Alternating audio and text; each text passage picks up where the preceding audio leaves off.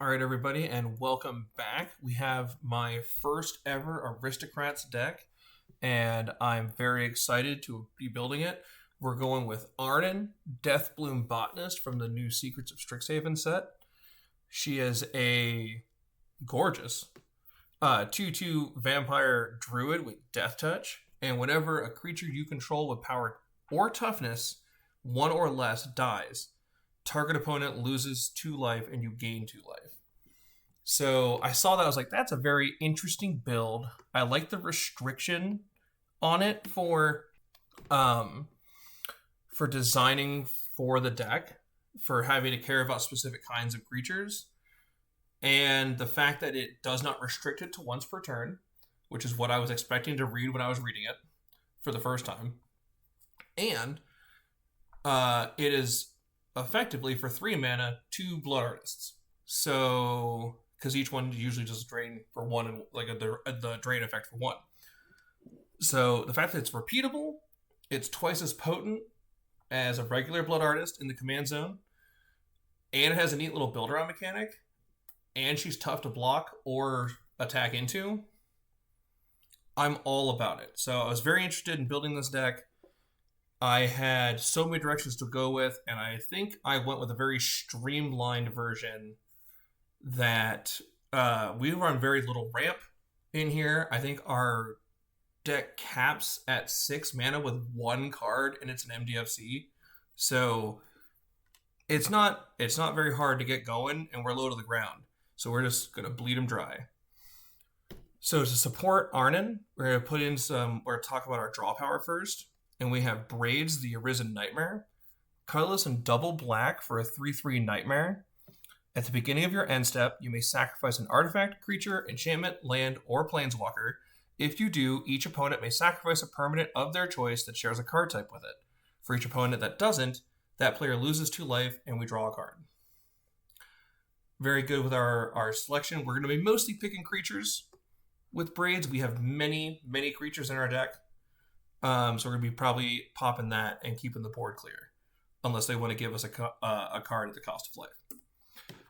We also have Decode Transmissions in here. 2 colorless and a black for you draw 2 cards and lose 2 life. Not very good for 3 mana. However, if a non-land permanent left the battlefield this turn, or a spell is warped, we can do both in this deck. We have 1 warp spell. Instead, you draw 2 cards and each opponent loses 2 life. And I felt that additional ping to everyone at the table, I think, was worth the inclusion in the deck.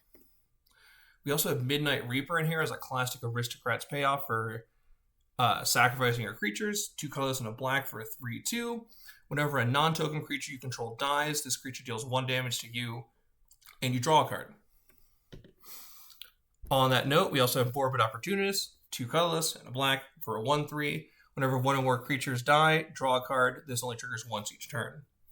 So what you want to do with Morbid Opportunist is when you get one of your sack outlets on board, which we'll go after, I believe we talked about after draw power here, you want to sack things on each of your opponent's turns to maximize your Morbid Opportunist. We also have Priest of Forgotten Gods. Probably one of my favorite cards. I love this design. It is colorless and a black for a 1/2. Tapper, sack 2 other creatures, any number of target players each lose 2 life, and sacrifice a creature of their own choice, and you add double black to your mana pool and draw a card. Very cool. It's a neat little sack outlet that generates us mana and card advantage. Now, I'm also running a couple really expensive cards in this deck. This deck is largely something I'm brewing and want to build for myself. And I happened to, when this commander got spoiled, I was sitting here thinking, man, I really would love to build, I think, my first Aristocrats deck around her. And I was just looking through my old stuff, and I found an Ashnod's Altar like a couple weeks before she got spoiled. And I was like, well, I think it's a sign. I think there was no clearer sign than that. I got a response on Blue Sky from somebody. I cannot remember. ADHD is a monster. But this is one of the best sack outlets of the game. It is expensive.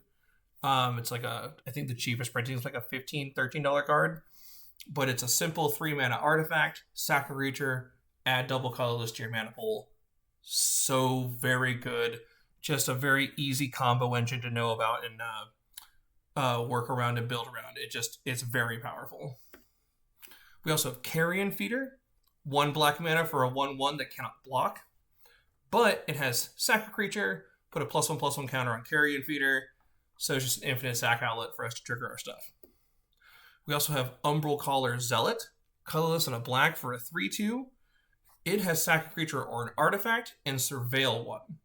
So this can help load our graveyard. We have a couple things that care about things in our yard, so we can use that to maybe fill that out as well, as long as and do card selection. We also have Tragedy Feaster, not an active sack outlet. However, whether this thing's quote-unquote downside in this deck gets triggered or not is basically irrelevant. Just all of this card is upside to our deck. So we have 2 colorless and double black for a 7/6 with trample. Ward, discard a card. Already brutal. It also has Infusion, which is at the beginning of our end step. We sack a permanent unless we gain life this turn. We're probably going to gain life based on other stuff we're doing. But if we don't happen to, we probably don't care. So it's really fine.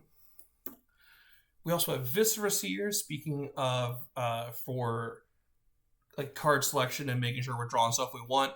This is just sack a creature for scry 1. And we have another classic in Woe Strider, 2 colorless and a black for a 3/2.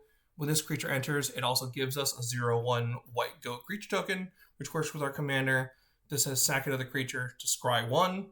We can escape this out of our yard, though, to get it back, which is great. And it escapes with 2 additional +1/+1 counters on it. Now, we're going to talk about some token generation that we do in this deck for both generating like low power and low toughness creatures. We have Avenger of the Fallen, 2 colorless and a black for a 2/4 Death Touch, so he's hard to block.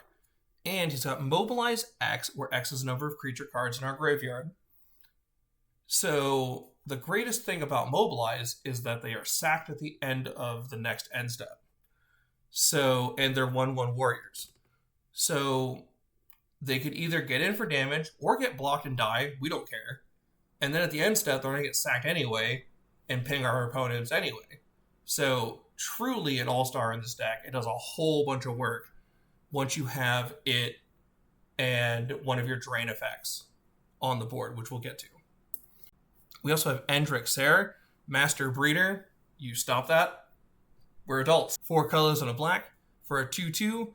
Whenever you cast a creature spell, create X 1/1 black thrall creature tokens, where X is that spell's mana value. If you control 7 or more thralls, you must sacrifice Grxylbxsylgd.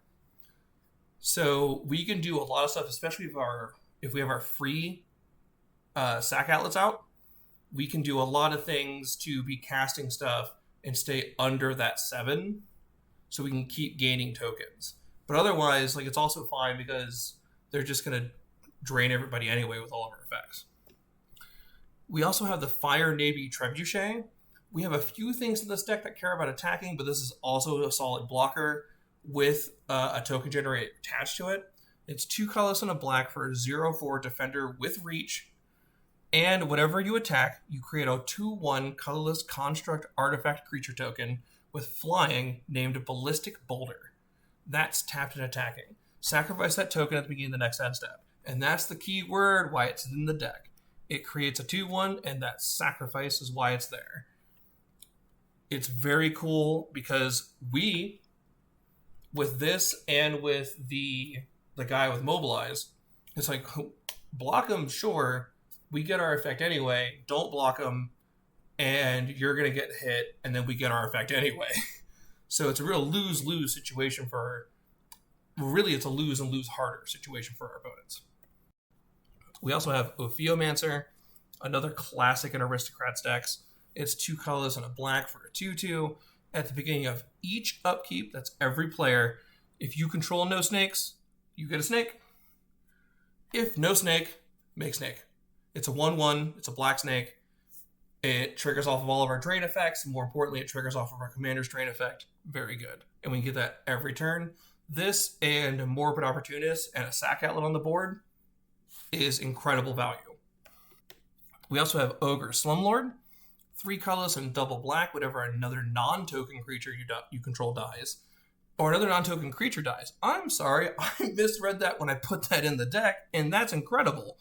Whenever any non-token creature dies, you may create a 1/1 black rat creature token. Rats you control have Death Touch.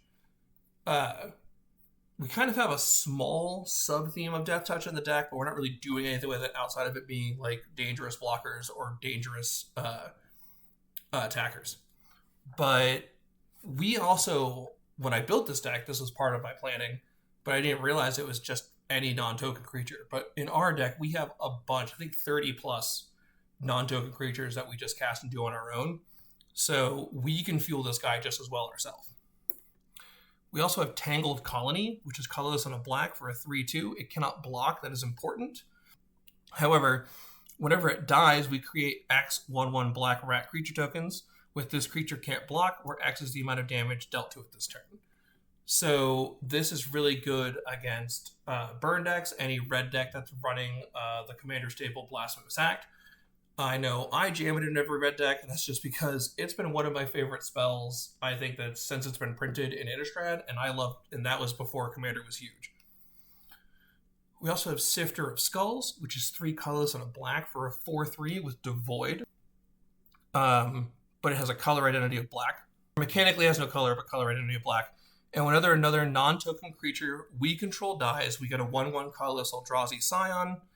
And it has sack, add this to the mana pool, or add colorless to your mana pool, which is great. We also have the other one that makes the older one that makes the smaller Eldrazi's. So, which is awesome to have on the board because they just sack themselves. We don't need to have anything else on the board. And they generate mana for us too. Now let's get into the drain effects. And we're rocking 13 minus our commander, so 14 drain effects total. We have Bastions of Remembrance. We have 2 drain effects. Sorry, I just remembered. ADHD. I'm trying to get medicated. We have 2 enchantment drain effects and 1 artifact one. So the 2 enchantments are Bastion of Remembrance and Grave Venerations. Bastion of Remembrance is 2 colorless and a black. When this enchantment enters, we get a 1/1 white human soldier creature token, which is great. Whenever a creature we control dies, each opponent loses a life, we gain a life, which is excellent. We love that line of text. We have many of them.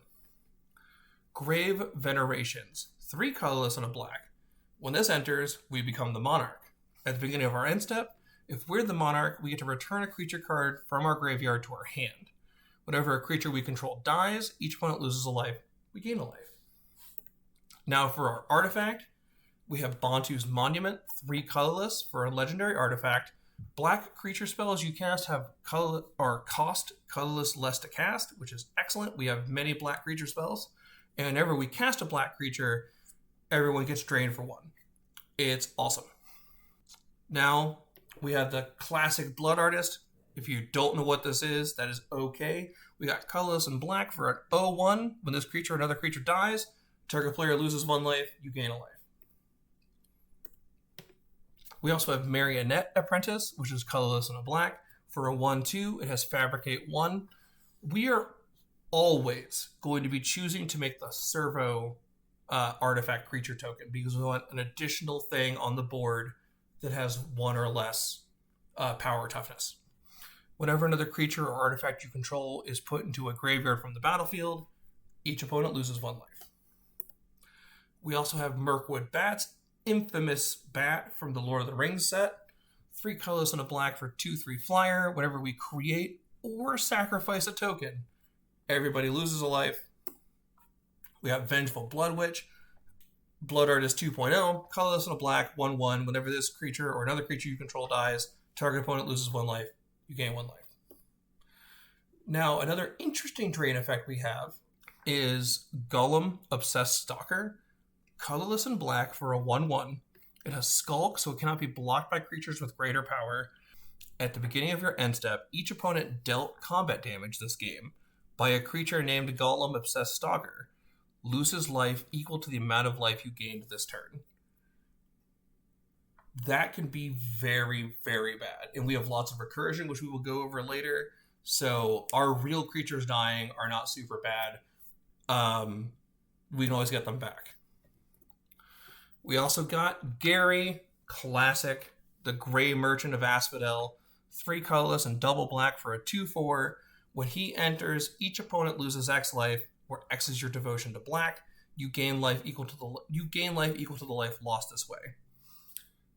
He's so good. He's just a classic. Everyone loves Gary. You put him in there. We also have Tattered Mummy. I wanted to make note of this guy as like a super sack piece because it is colorless and black for a 1/2, and when Tattered Mummy dies, each opponent loses 2 life. So even if you like turn 1 Carrion Feeder, turn 2 Tattered Mummy, turn 3 Arnon, and then you sack Tattered Mummy, you have hit the whole table for 4 and you gain 2 life.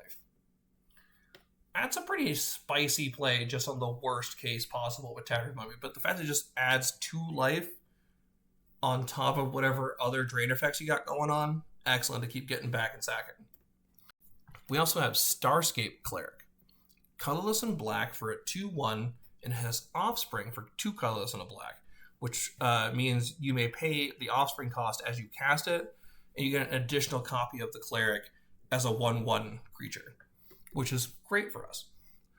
It has flying, it cannot block, but whenever we gain life, each opponent loses life. And remember, most of our life gain is in small increments, so this will be triggering like per firing of our drain effects most of the time. Like almost 1-for-1 a lot of the time too. Now, I couldn't make an Aristocrat stack with one of my favorite things I pulled from my Final Fantasy box, which is the Masamune. And I've been wanting an excuse to put it in a deck. An Aristocrat stack seems perfect. So we got 3 colorless. For as long as this equipped creature is attacking, it has First Strike and must be blocked to Fable, which is devastating to slap on to our Death Touch creature. So if we want to get aggressive with Arnon, we can with the Masamune, and she becomes a 2/2 Death Touch First Striker that has to be blocked. So she's a murder machine for at least 2 creatures. If they want to if they need to kill her, they need to triple block her, or do something else with like First Strike and Double Strike. But like basic creatures, rough. Equipped creature has, if a creature dying causes the triggered ability of this creature or an emblem you own to trigger, that ability triggers an additional time. Very cool, very nice. Double up drain. Big fan of that. Now let's talk about our recursion. We have a lot of real creatures in this deck. We have a lot of creatures that are our drains or our draw power. So let's talk about how Dread Return. Double colorless and double black for a sorcery. Return target creature card from your graveyard to the battlefield. Flashback though, sack 3 creatures. Beautiful. It might as well just say hurt our opponents to get our creatures back. It's incredible. I love it. We're also running Foggy Swamp Visions, which is colorless and double black. We may Waterbend X additionally as we cast that spell, which is tapping artifacts and creatures to help. Each one pays for 1 colorless, and you can exile X target creature cards from graveyards. And for each creature card exiled this way, create a token that's a copy of it. At the beginning of your next end step, boom, boom, sack those tokens. Love that. Now we also have, I want to put this in here because it's one of my favorite probably cards in the whole game. I love Living Death decks. But it's 3 colorless and double black. Each player exiles all creature cards from their graveyard, then sacrifices all creatures they control, then puts all cards they exile this way onto the battlefield. So why this is important for an Aristocrats deck is what you want to do is have one of your sack outlets out with Living Death as you cast it on the stack. Sack everything. All of your creatures as much as you can. Because they're going to hit the graveyard before Living Death resolves. Living Death will see them in the yard as it resolves, set them all aside in exile, put everyone else's things on the board into the graveyard, and then bring all your stuff back. So you basically don't lose your board, and you get back whatever else you had already lost throughout the game. Very powerful spell. It's a very powerful spell on its own, but it's exceptionally powerful if you can take advantage of all of those parts of the clauses that it goes through. We also have one of the new creatures from Secrets of Strixhaven, the new Dean, Maseo, Vane's new Dean. 2 colorless and a black for a 2/1. He has flying. And when Maseo enters, you get a 1/1 black and green pest creature token with whenever this creature attacks, you gain a life. Very cool. He gives us another 1/1 body that triggers off of our commander. But he also has Infusion. At the beginning of your end step, if you gained a life this turn, return up to 1 target creature card with mana value X or less from your graveyard to the battlefield where X is the life you gained. None of our stuff is very expensive, and we have a lot of different incremental abilities to gain life throughout a turn. So it is not very hard to gain 3 or 4 life throughout the course of the game, and that's about 90% of our creatures. So it is not hard to get Maseo's ability to keep bringing our stuff back. Thrilling Encore is another great piece of tech for the deck, and I want to go over a couple things why. Let's tell you what it is. It's 4 colorless and a black for instant speed. Put onto the battlefield under your control all creature cards and all graveyards that were put there from the battlefield this turn. It's a lot of words, but basically anything that died this turn, that's yours now. Use this to follow up Living Death, which is brutal. So basically what that will do, and you can do this fairly easily with a bunch of the ways we have to sack things and gain mana from the sacking of the things, especially if you've got an Ashnod Altar out, you can get the mana necessary to pay for both of these spells in the same turn. But you cast Living Death, sack all your stuff with your Ashnod's Altar to get all your mana. Living Death resolves, you get all your stuff back. Everyone loses all their stuff. Then you tap a black, use a colorless to pay for Thrilling Encore, then you get everybody else's stuff. Not only does it turn Living Death from a one-sided board wipe, but it becomes a permanent insurrection. You just take everybody's creatures that were real creatures, to be clear. Like it's another nice thing. It wipes out all the tokens this effect and gives you all of their real things. Very powerful. We also have the Vane Witch Coven, which is 2 colorless and a black for a 3/3 with Menace. And whenever you gain life, you may pay black. If you do, return target creature card from your graveyard to your hand. A huge boon for the deck. I was very off and on about this card throughout the cutting process because of the fact that it shares its mana cost with our commander. But because we have such incremental life gain, what this can do is if we have 3 drain effects pop off while we have a Vane Witch on the board and we just use a free sack outlet to kill something, then we can gain life, pay black, get something back, gain life from the other trigger, pay black, get something back. Like, this is like repeatable within the same turn, easy recursion. Very powerful. This can also be very deadly with Tattered Mummy as well. And we also have Consuming Corruption. This is very important for our Tainted Colony. So we really have that to disincentivize like a Blasphemous Act and stuff like that from our opponent. However, we do have a way in our own deck to trigger the Tainted Colony, which is Consuming Corruption. Double black for an instant speed. It deals X damage to a creature or planeswalker, and you gain X life. And X is the number of swamps you control. We're a mono black deck, homie. We got all kinds of swamps. We built a castle in our swamp. It's great over here. This could theoretically, if we need to for our Tainted Colony, give us like, 5, 6 life and 6 tokens for 2 mana. That is not a bad turnaround if we don't need this to kill something, because we have other stuff in our deck like the Dictate of Erebos, potentially keeping the board empty. We also have Mutilate to keep that board empty, which is 2 colorless, double black for a sorcery. All creatures get -1/-1 until end of turn for each swamp you control. An important note for this is that this, if it's high enough, which it probably will be because none of our things are too huge by design to work with Arnon, if this fires off at like 5 or 6 swamps, then all of our creatures automatically trigger Arnon because their toughness and power is below 1 or 0, which is great. Oh, I've already mentioned this, so sorry. I completely forgot and thought I mentioned it earlier. I'm also running a Dictate of Erebos. I didn't realize that these things spiked.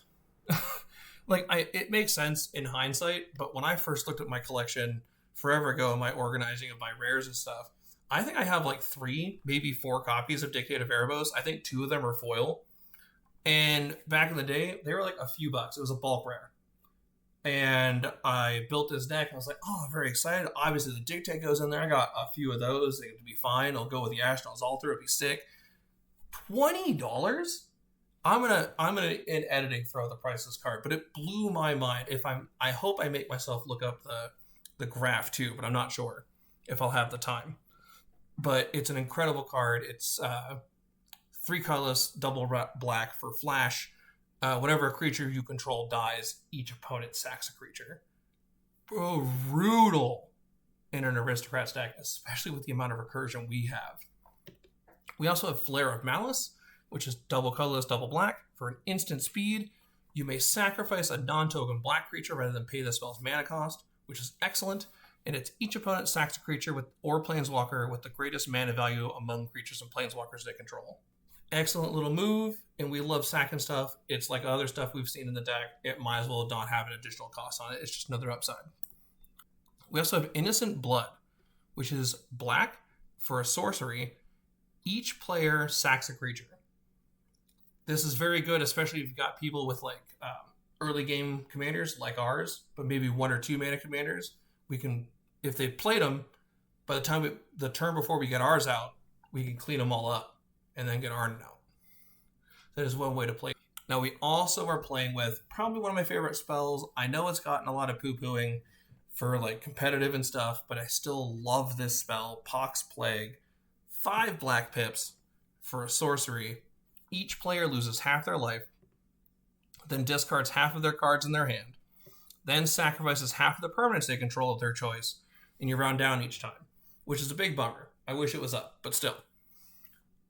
We have the upside on 2/3 of this card most of the time. Unless we are playing against a particularly like token-heavy theme deck, we're probably going to have more creatures because of our sacking and our token generation that we can do. And because of the draining effects, we're probably going to be up on life totals.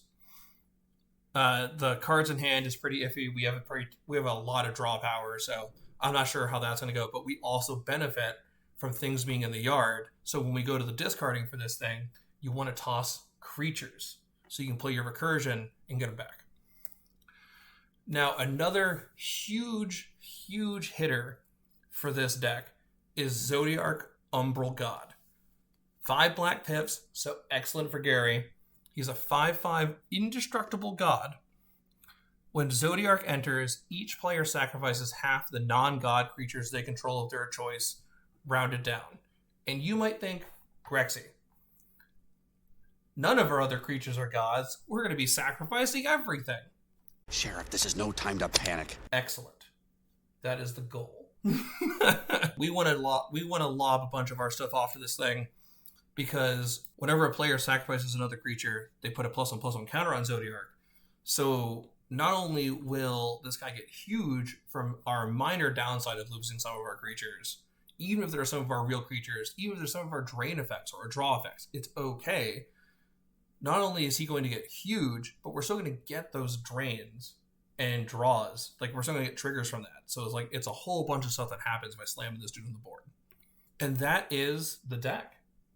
We want to slam so many drain effects and maybe double them up with a Massive Mini. That's a dream of mine. But it's a very low to the ground deck.